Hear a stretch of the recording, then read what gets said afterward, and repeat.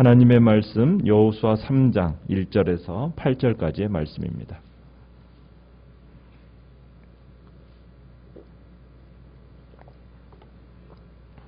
여호수아 3장 1절에서 8절까지입니다. 여호수아 3장 1절입니다. 또 여호수아가 아침에 일찍 일어나서 그와 모든 이스라엘 자손들과 더불어 시딤에서 떠나 요단에 이르러 건너가기 전에 거기서 유숙하니라. 백성에게 명령하여 이르되 너희는 레위 사람 제사장들이 너희 하나님 여호와의 언약궤 매는 것을 보거든 너희가 있는 곳을 떠나 그 뒤를 따르라.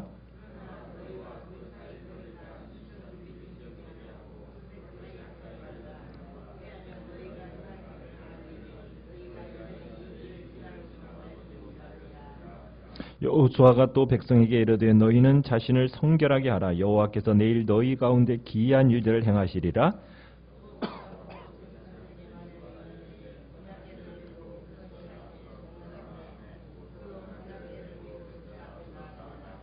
여호와께서 여호수아에게 이르시되 내가 오늘부터 시작하여 너를 온 이스라엘의 목전에서 크게 하여 내가 모세와 함께 있었던 것 같이 너와 함께 있는 것을 그들이 알게 하리라.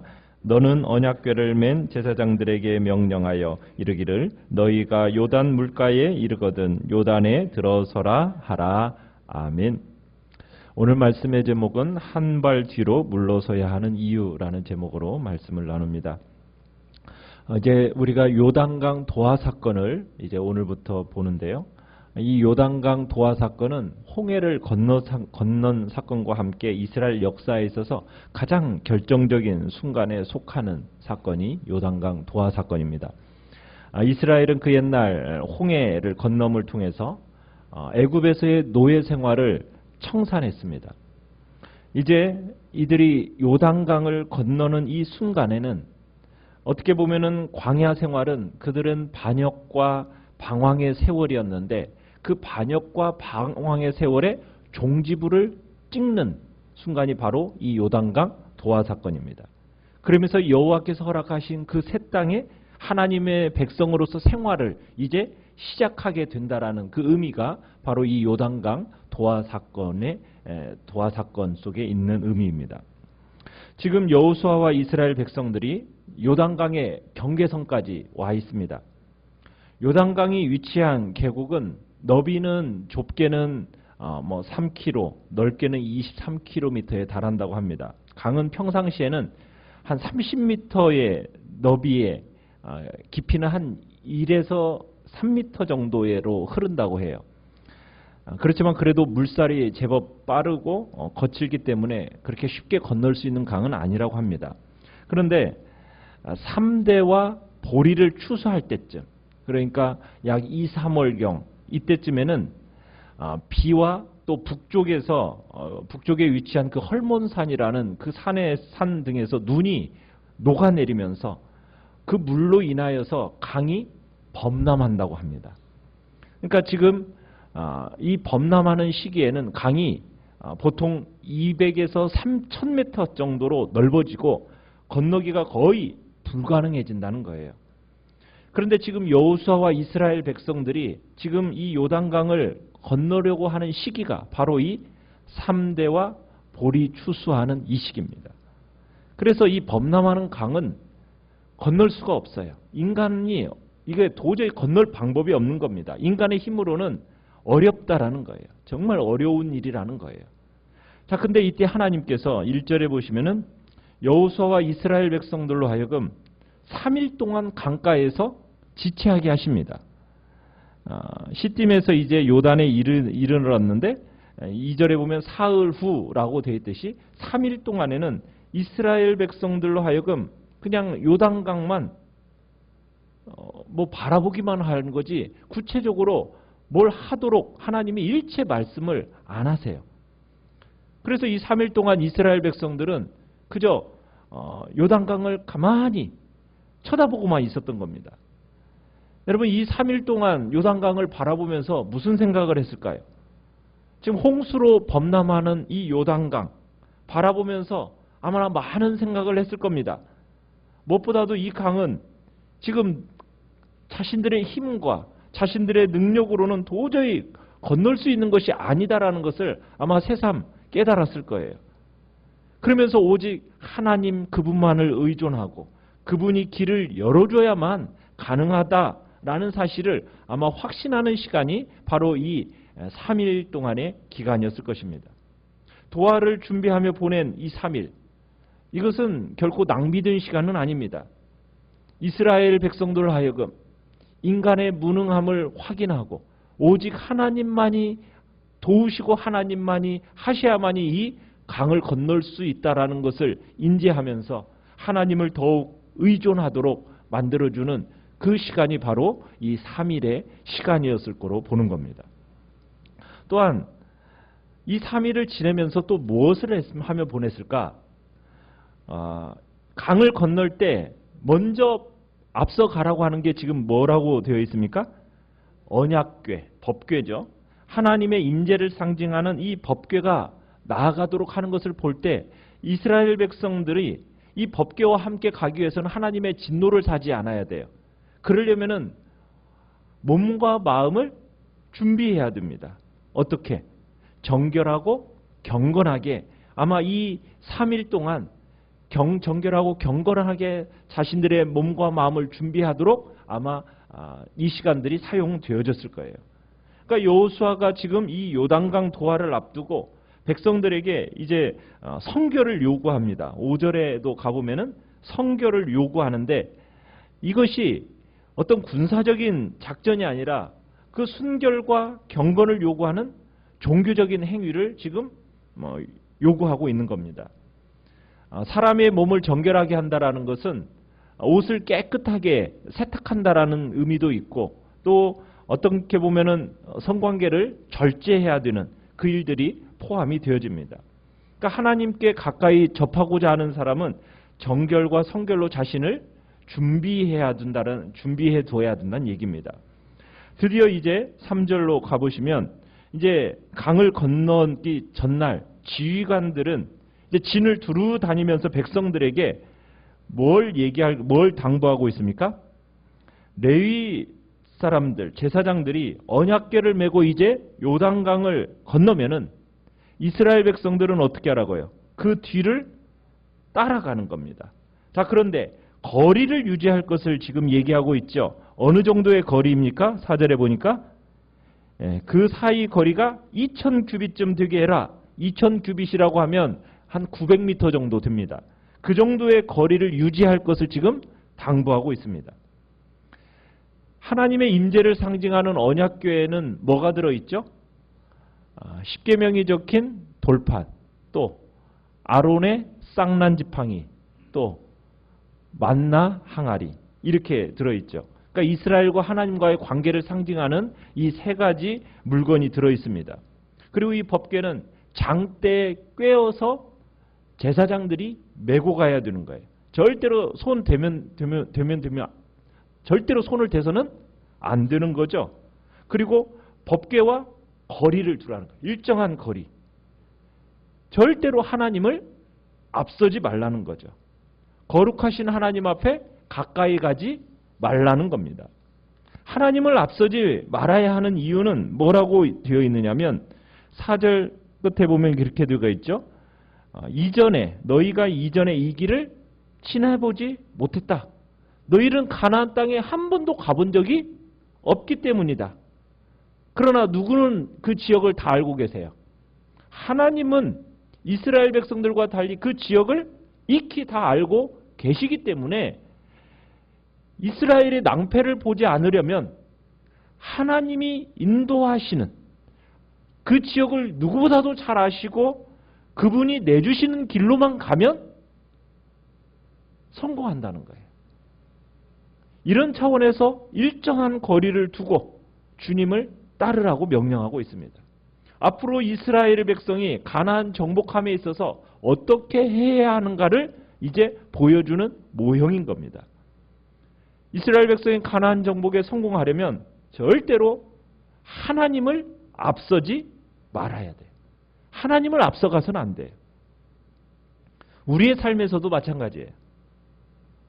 우리를 누구보다도 잘 아시고 우리의 앞길을 누구보다도 더 잘 아시는 분이 누구이십니까? 하나님이시죠.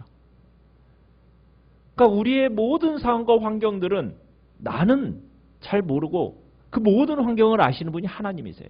그러면 하나님이 내어주시는 길을 따라서 그분의 그 내어주시는 길만 따라간다면은 당연히 승리하고 성공이 보장되는 거예요. 그런데 하나님을 제쳐놓고 하나님보다도 내가 앞서서 그 일들을 진행해 나아가면 어떻게 된다는 겁니까? 낭패를 볼 수밖에 없다라는 거예요.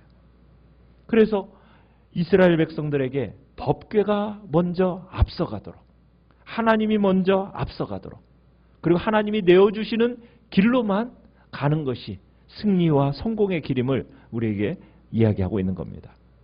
그러면서 여호수아가 백성들에게 5절에 가면은 또 얘기를 하죠. 뭐라고요? 성결하게 하라. 성결하게 하라. 내일 너희들 중에서 하나님의 놀라운 일을 이루실 거다. 기이한 일을 행하실 거다. 여호수아는 지금 강을 건너자마자 어떻게 보면 적군과 싸울지도 모르잖아요. 그러면 사람들에게 뭘 준비시키는 것이 당연한 것처럼 여겨집니까? 무기를 준비시키는 것이 당연한 것처럼 여겨지는데 지금 뭘 준비하라고 얘기하고 있어요? 몸가짐을 성결하게 하라고 얘기하고 있어요. 그러니까 여호수아는 주님의 백성의 가장 기본적인 의무가 뭐냐? 성결입니다. 삶과 몸가짐을 단정하게 하는 겁니다. 경건을 유지하는 거요, 거룩을 유지하는 일임을 이야기하고 있는 거예요. 이스라엘 백성들이 요단강을 건너서 이제 가나안을 정복하는 일이 정말 하나님이 베푸시는 기적이다라는 것을 강조하면서 이스라엘 백성들의 그 기이한 일, 놀라운 일을 보려면 너희 자신을 어떻게 하라? 성결하게 하라. 거룩하게 하라. 이스라엘이 지금 아무 탈 없이 정말 하나님이 이루시는 그 놀라운 목적을, 그 놀라운 기적을 목격하고 그 놀라운 기적을 즐기려면 먼저 무슨 일이 있어야 된다? 성결함이 있어야 된다. 이스라엘 백성들은 싸울 적을 두려워할 게 아니라는 거예요. 누구를 두려워해야 됩니까? 하나님을 두려워해야 돼요. 하나님을 두려워해야 돼요. 하나님이 가장 싫어하시는 게 뭐예요? 부정함입니다. 죄입니다.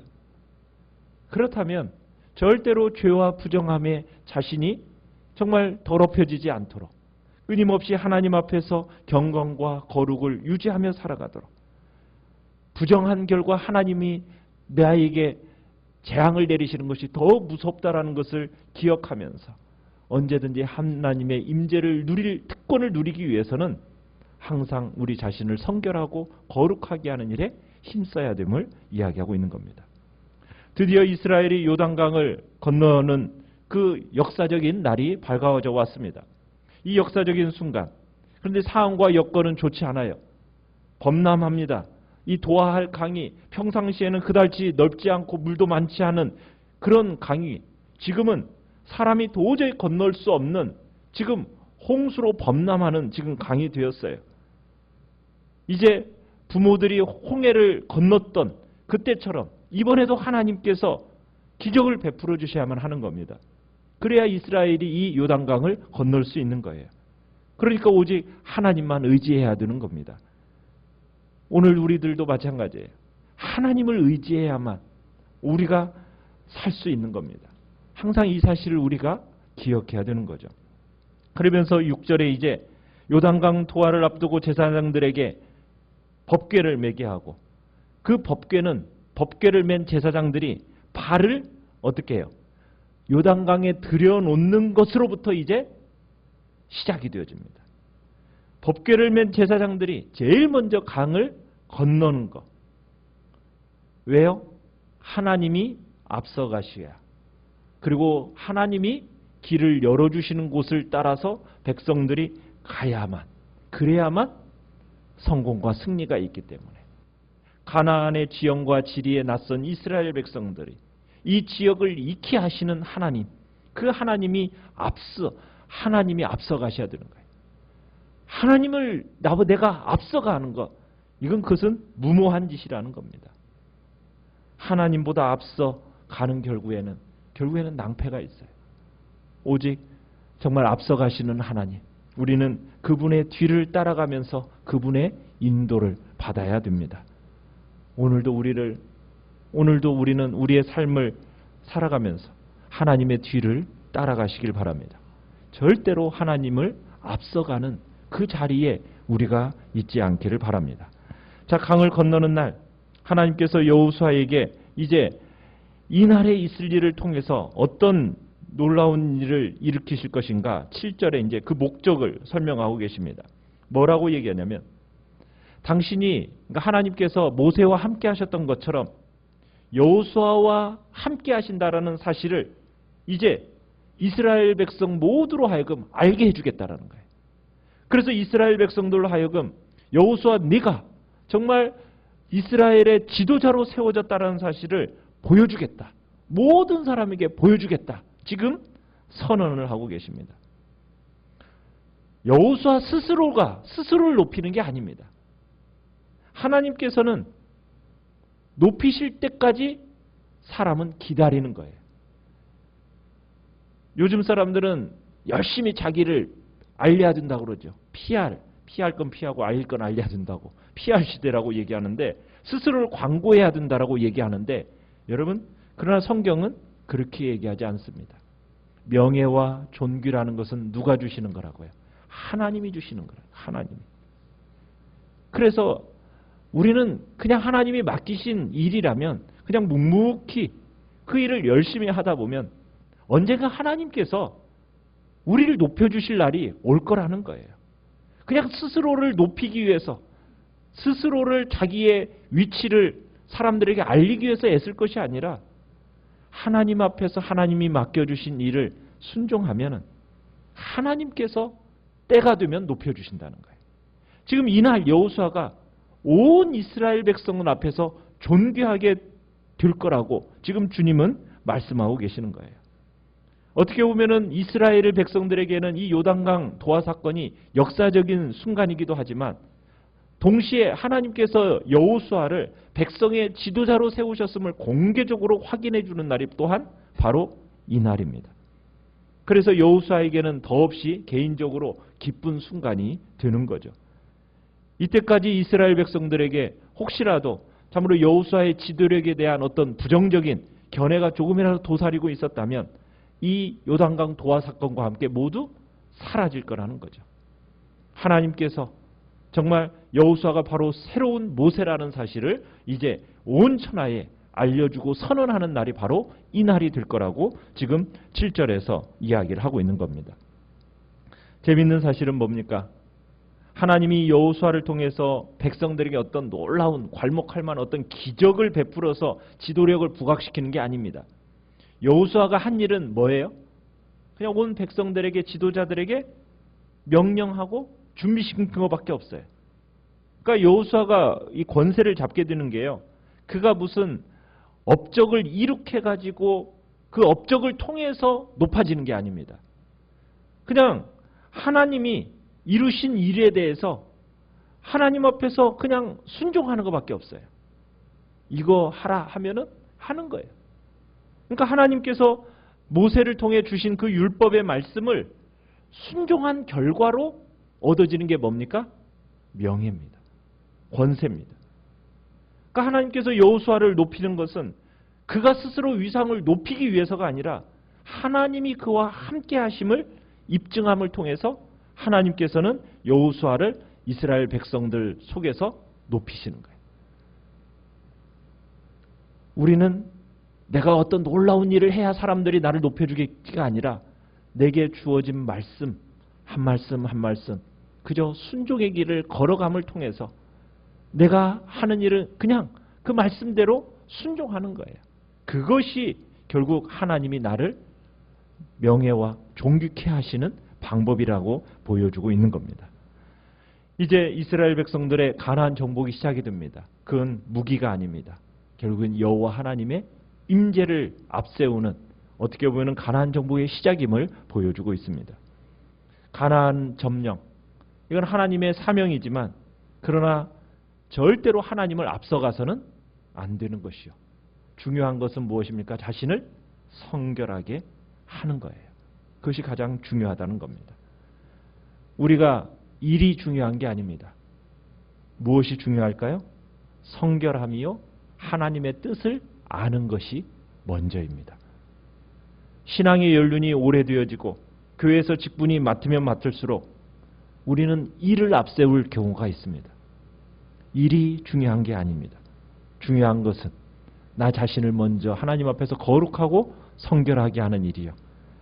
하나님의 뜻을 찾기 전에는 하나님의 일을 하지 않는 겁니다. 나보다도 먼저 앞서가시는 그 하나님, 그분의 뜻이 어디에 있는가. 우리는 뜻을 찾기 전에 자꾸 이 주어진 일을 하려는 유혹을 받는데 우리는 그 우선순위가 혼란에 빠지지 않아야 됩니다. 여호수아는 이런 우선순위에 혼란에 빠지지 않았기 때문에 결국 이스라엘의 지도자로서 인정받을 수 있게 되었다는 겁니다. 오늘 우리도 주님 앞에서 정말 우선순위가 흐트러지지 않기를 바랍니다. 성결함이 먼저고 주님의 뜻이 먼저라는 걸 기억하고 내가 앞서 행하는 그런 일에 우리가 서지 않겠다고, 모든 일에 하나님보다 앞서지 않고 철저하게 준비된 믿음과 성결함으로 준비하며 살아가겠다고 이 시간 주님 앞에 결단하며 나아가시길 바랍니다.